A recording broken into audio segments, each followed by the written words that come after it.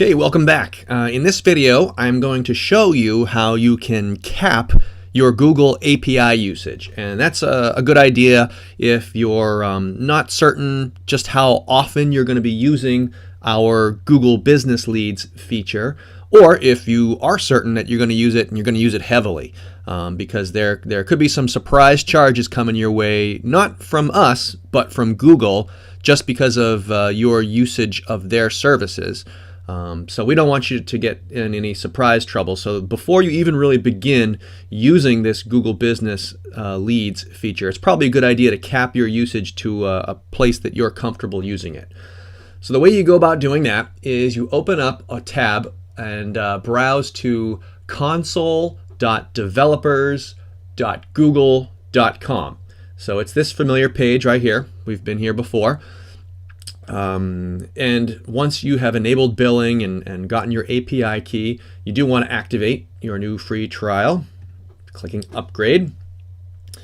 But we want to make certain that we cap our API usage so we don't accidentally type in a search for a very common thing, that's in a very metropolitan area, and it generates a list of hundreds of thousands of results and also a great big giant bill from Google. So we want to make certain that we don't accidentally do anything like that. So here in your API console, we're going to use this menu here to go to the IAM and admin menu, and then look for something called quotas down here. Now this is easy to confuse over here with billing. They've got something that allows you to set a budget.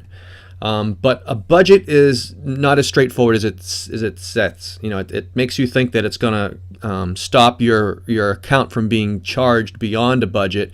It doesn't actually enforce that. Budget is basically, guidance, but if you ever exceed your budget, Google will still bill you.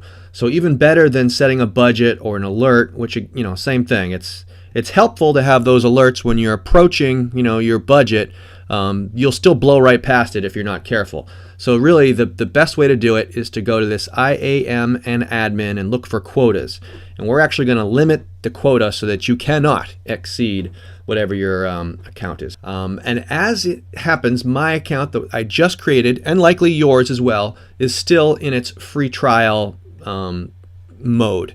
So what I'm about to show you won't actually work with a brand new account. So you have to actually finish up your trial. I think it takes 12 months and they give you a $300 credit.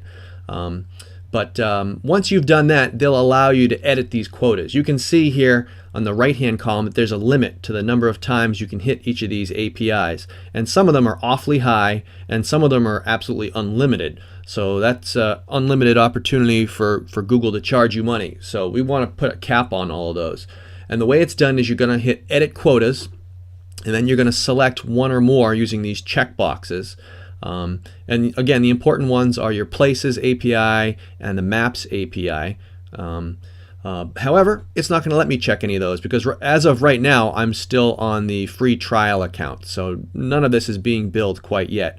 But once you've burned through your trial, you want to revisit this page, check off some of these boxes, and then over here is where you can set those quota limits to a place that you're comfortable with.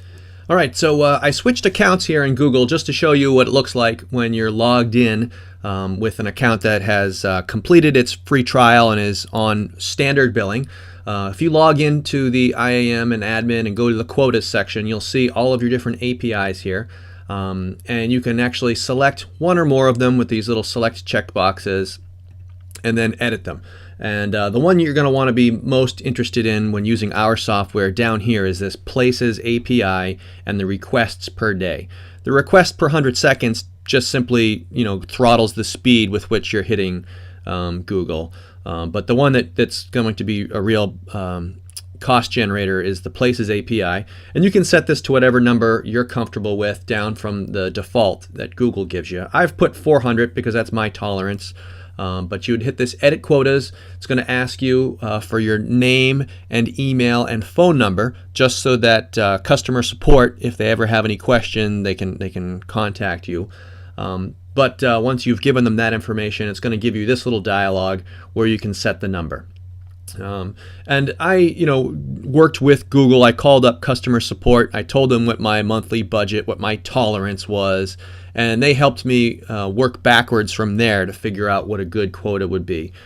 So with limiting this to 400 per day is a good way to keep my bill at $100 per month or less with my own usage habits. But you might adjust that up or down depending on your own appetites.